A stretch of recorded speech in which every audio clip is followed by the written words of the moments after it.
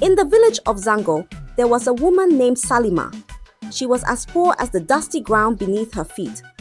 Her clothes were like old rags, full of holes and tears, barely covering her body. Her hut? It was more of a shell than a home. The roof leaked whenever the sky cried, and the cold wind blew through the torn windows as if mocking her. Salima had no bed. She slept on the hard, bare floor, curling up like a hungry cat to keep warm. Every night, she prayed for a better life, but the mornings always greeted her with the same struggle. She tried everything to survive. She fetched water for people, washed their clothes, and even worked on their farms. But no matter how hard she worked, her hands always came back empty. It was as if the world had turned its back on her. Her age mates, the women she grew up with, were all married, living comfortably with their families. They wore fine clothes, their children laughing and playing around them. But Salima, she had no husband, no child, no one to call her own. The villagers whispered behind her back. "She's cursed," they said, "born with bad luck." Even the men kept their distance, fearing her misfortune would rub off on them. Salima's life was a tale of sorrow. She walked through the village like a shadow, unnoticed, unloved, and unwanted. Yet, despite everything, she carried on, hoping that one day the sun would shine brighter on her life. But that day had not come. Not yet. One hot afternoon, Salima carried her bundle of tattered clothes to the river. The sun beat down fiercely, and the river sparkled like a pot of melted silver. She knelt by the water, scrubbing her rags with hands as rough as the village roads. The sound of the rushing water was the only comfort she had. As Salima washed, she heard the soft rustle of footsteps behind her. She turned quickly, her heart skipping like a frightened bird. There, standing tall and proud, was a woman dressed in clothes so fine they seemed to belong to a queen. Her skin glowed, her jewelry sparkled, and her smile was as sharp as a knife. "Good day," the woman said, her voice smooth like honey. Salima blinked, unsure if she was dreaming. "Good day, ma," she replied, her voice barely above a whisper. The woman stepped closer. "My name is Kemi. I've been watching you, Salima. I know your struggles." Salima's eyes widened. How did this stranger know her name? Kemi smiled, as if reading her thoughts. "I have a business for you.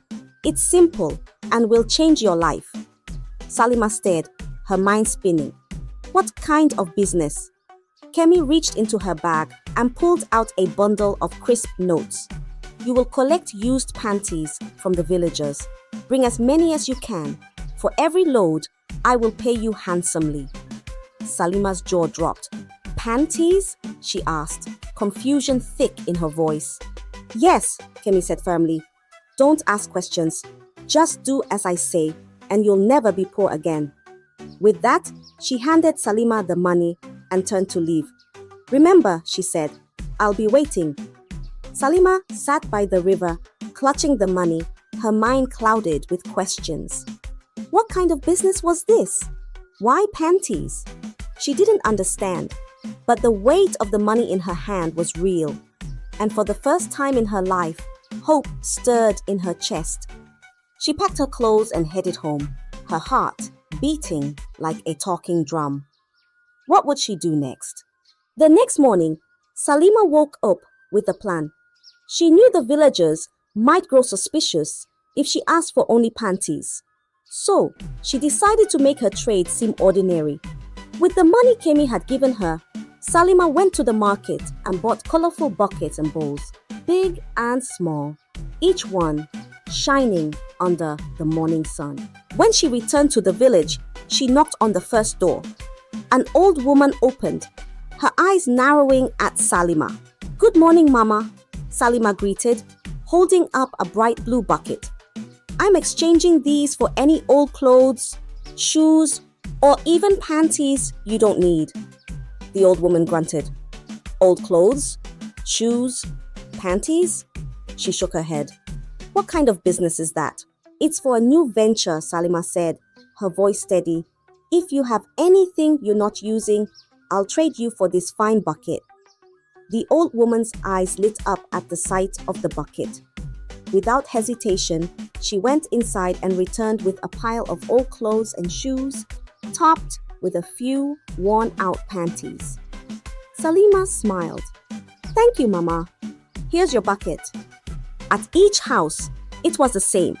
The villagers eagerly handed over their useless items for Salima's shiny bowls and buckets. By the end of the day, her sack was full, bulging with clothes, shoes, and, most importantly, panties. That night, Salima sat in her hut, sorting through her collection. She carefully separated the panties and placed them in a special sack. The other clothes and shoes, she took them outside and burned them in a hidden spot near the river. The flames crackled, eating up the evidence, while Salima watched, her face glowing in the firelight. The next day, she delivered the sack of panties to Kemi by the river. "You've done well," Kemi said, her voice smooth as silk. She handed Salima a thick bundle of money. Salima's heart raced as she clutched the payment. "Thank you," she whispered, feeling hope rise in her chest. Kemi smiled, her eyes sharp. "Keep working, Salima. Your life is about to change." And so, Salima's trade continued, each day bringing her closer to a life she never thought possible, while the villagers remained clueless about the dark secret hidden beneath her newfound success. Before long, the news of Salima's trade spread through Zango like wildfire. Her colorful buckets and shiny bowls became the talk of the village.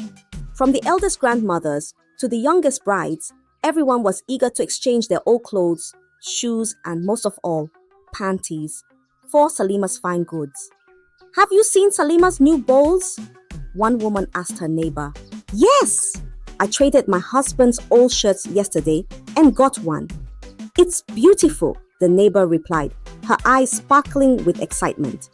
Whenever Salima arrived in the village with her buckets, a crowd would gather instantly. Women pushed and shoved, each trying to hand over their old items first. Salima never lacked customers, and her sacks were always full by the end of the day. With Kemi's payments coming in regularly, Salima's life began to change. She repaired her leaky hut, replacing the torn roof with sturdy palm leaves. Her windows were covered, keeping the cold winds out at night. She even bought new clothes, bright and colorful, like the women she once envied. For the first time, Salima could eat well. No more begging or struggling. Her days of hunger were over. The villagers noticed her transformation and began to talk. "Look at Salima," they whispered. "She's no longer the poor wretch we knew." "Maybe her business is truly blessed," another added. But while her days were filled with laughter and trade, her nights held a darker secret. When the village slept, Salima would quietly gather her sacks of sorted panties.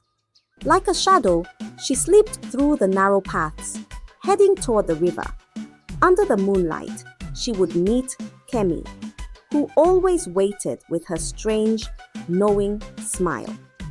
They exchanged no more than a few words, but each time, Kemi would take the sack of panties and hand Salima her payment. No one in the village knew of these nightly meetings.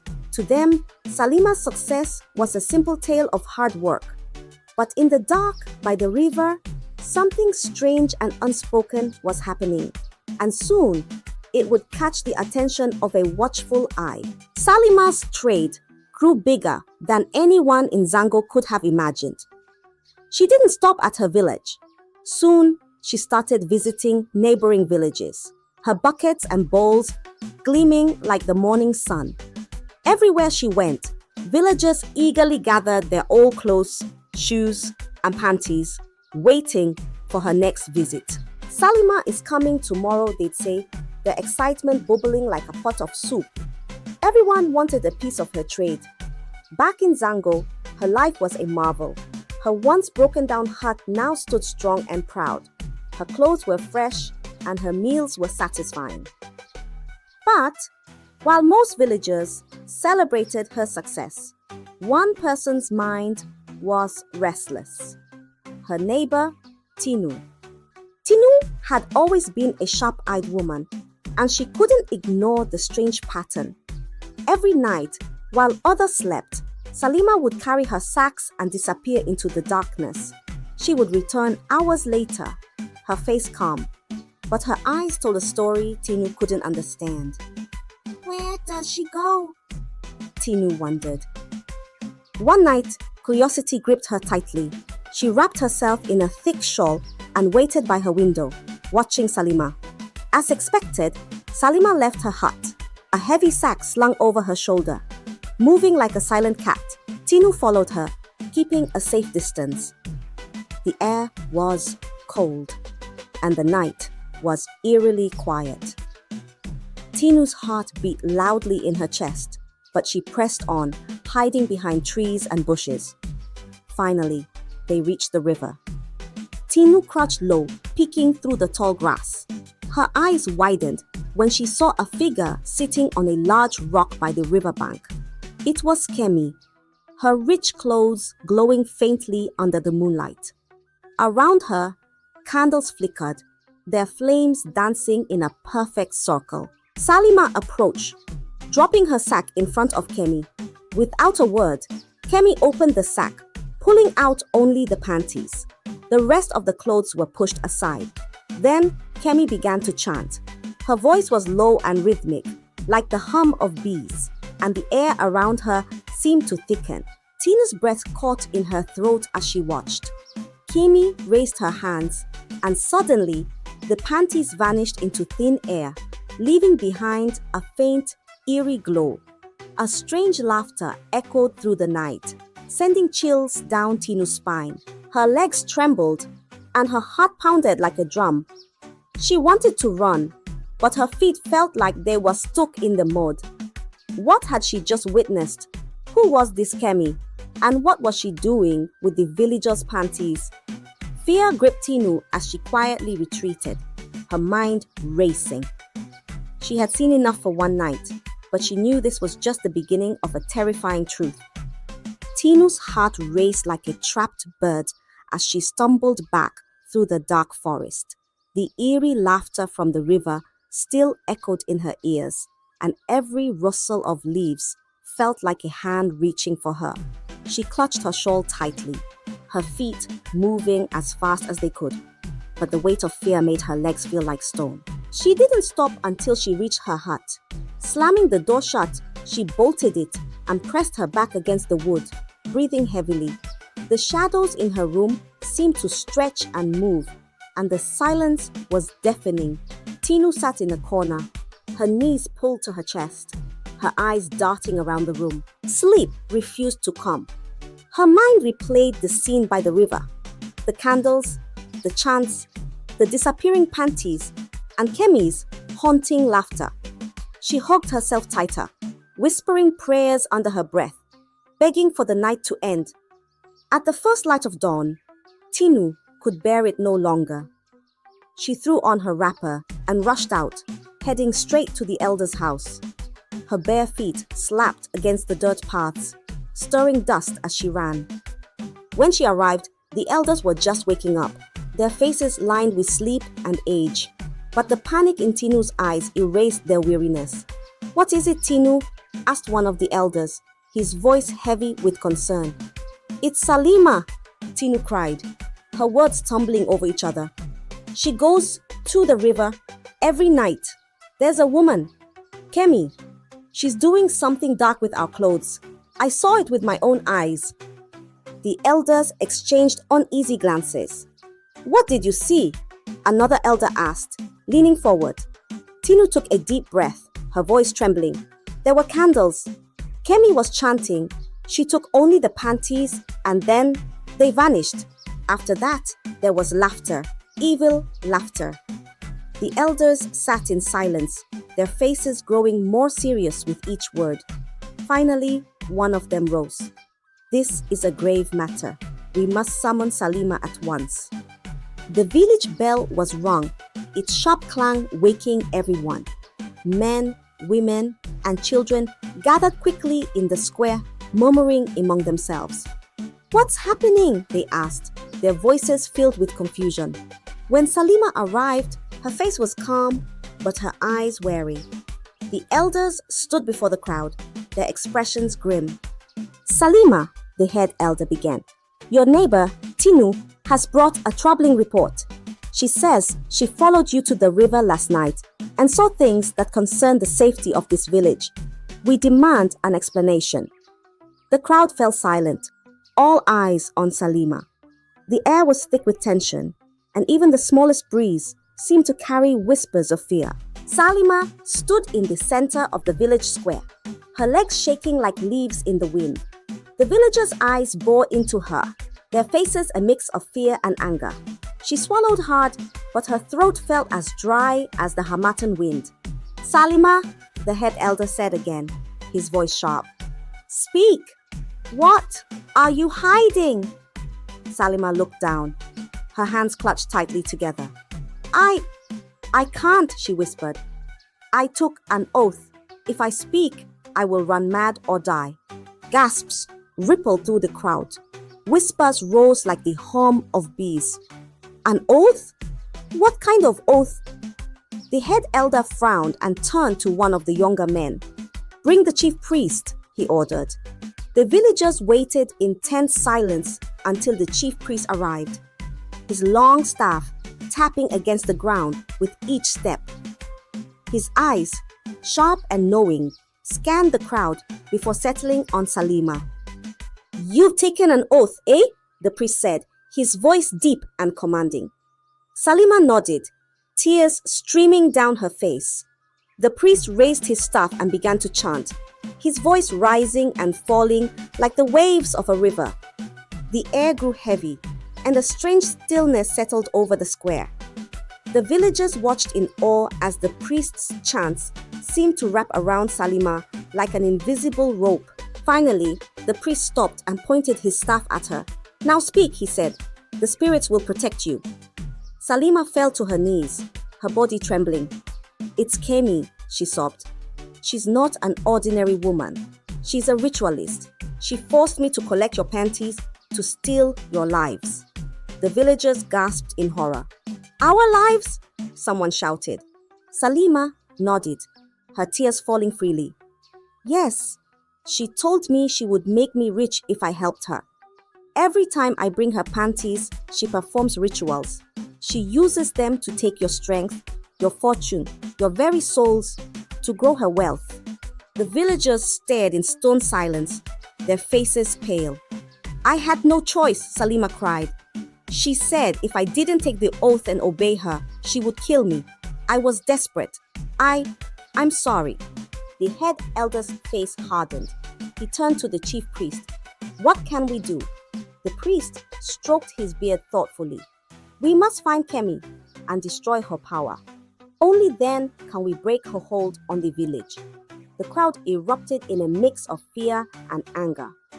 The once celebrated trade of buckets and bowls had turned into a dark tale of deceit and danger. And now, they knew the true cost of their old discarded clothes. The chief priest stood tall, his staff planted firmly in the ground.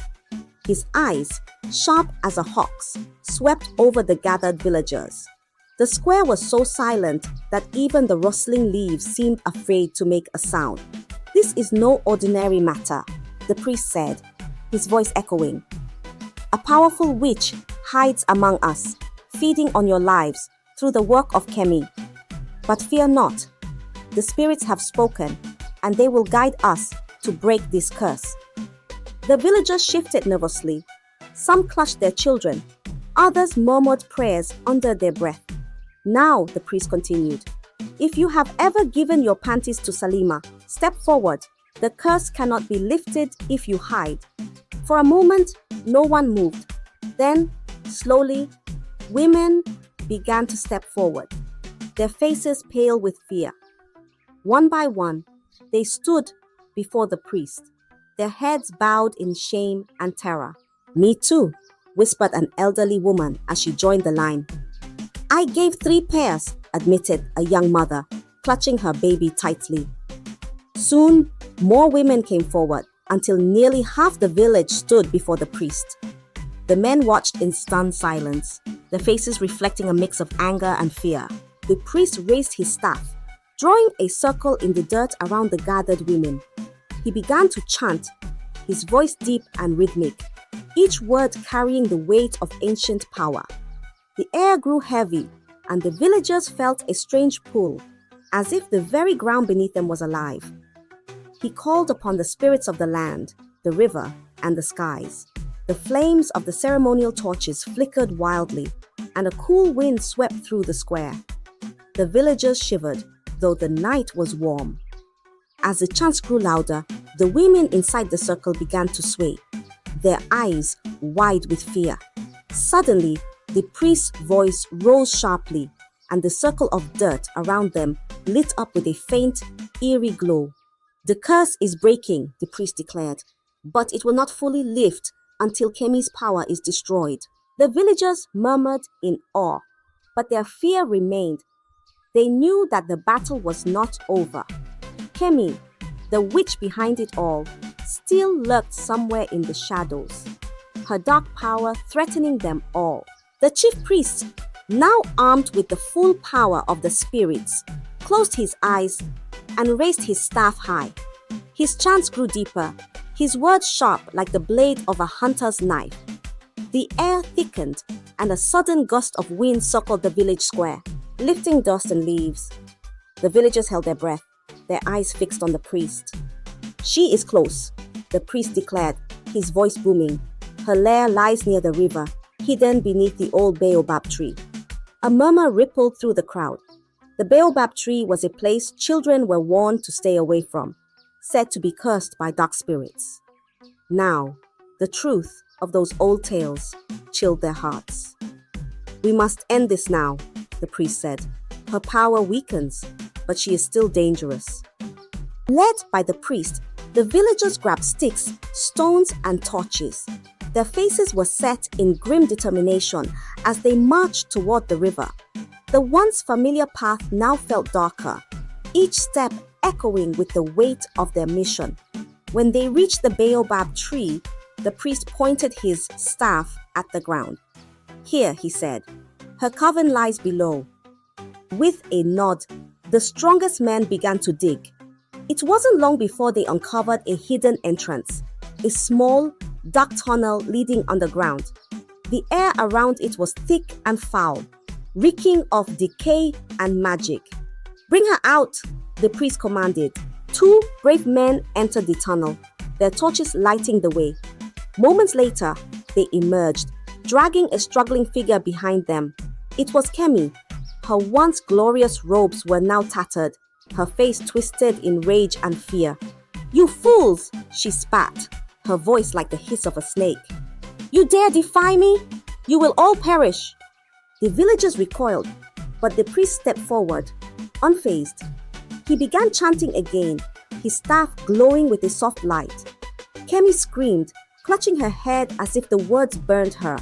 Her power was fading.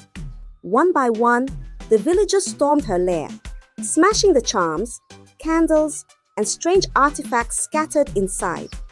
Each item destroyed seemed to weaken Kemi further, her screams growing fainter. Finally, the priest raised his staff. "It is done," he said. "She is powerless." The villagers dragged Kemi back to the square. There, they tied her to the old tree in the center, the very tree under which the village once held its joyous celebrations. Now, it bore witness to their darkest trial. "You have stolen from us," the head elder said, his voice heavy with anger. "You have cursed our people. Today, your reign of terror ends." Without hesitation, the villagers picked up stones, their fear and rage fueling their actions. The air filled with the sound of rocks striking wood and flesh. Kemi's screams echoed briefly before fading into silence.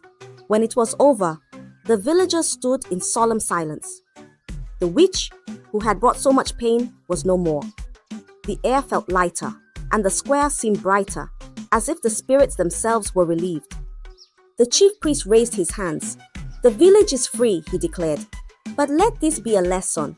Evil thrives where greed and secrecy grow. We must remain vigilant.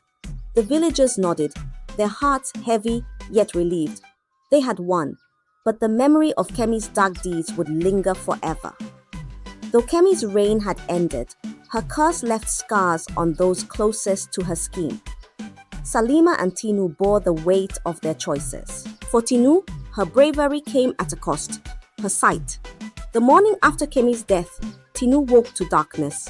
The once bright world of Zango was now a void, and she cried bitterly. Salima, too, suffered. Her legs, once strong enough to carry sacks of clothes, could barely support her. Every step was painful, her body trembling under the weight of her guilt. The villagers turned to the chief priest once more. He performed rituals, chanting and calling upon the spirits. Slowly, Tinu's sight returned. She blinked, tears of gratitude streaming down her face as the village came back into view. But for Salima, the healing was not complete. Though the priest tried, her legs remained weak. Limping, she knelt before the villagers, tears falling freely. "Please," she begged, her voice cracking. "Forgive me. I was blinded by greed and fear. I never meant to bring harm to you all." The villagers watched in silence, some with pity, others with anger. Salima's sorrow was deep, but her actions had almost destroyed them. Salima's shame grew too heavy to bear. Though the villagers no longer cursed her name aloud, their cold stares and whispered words haunted her every step. She knew she could not stay. One morning, with nothing but a small bundle, Salima left Zango. She limped down the dusty road, her heart heavy. The village watched her go, their faces a mix of relief and sadness. Her name became a lesson, a warning of what could happen when desperation meets deceit. Parents told their children of Salima, the woman who traded their safety for riches. But while Salima left in shame, Tinu stayed and was celebrated. The villagers saw her as a hero. Her courage in following Salima had saved them all. Grateful, the king's son took Tinu as his wife. The village rejoiced, their hearts lifted by the union. Tinu's bravery was rewarded, and she became a symbol of strength and resilience. The story of Salima and the stolen panties became legend. Around fires and under the moonlit skies, elders told the tale to children, warning them of the dangers of greed and hidden evil. "Remember," they'd say, "evil often comes in the guise of opportunity." Though Zango returned to peace, the memory of those dark days lingered. The villagers stayed wary of strange trades and mysterious figures. Salima's name lived on, not as a curse, but as a reminder of lessons learned. And so, the tale of the woman who traded panties for riches became woven into the very fabric of Zango, passed down through generations, ensuring the village never forgot the cost of their trust. I hope you enjoyed the story. If so, please like the video, comment what you learned from the tale, and don't forget to subscribe to the channel for more enchanting tales just like this one. Thank you.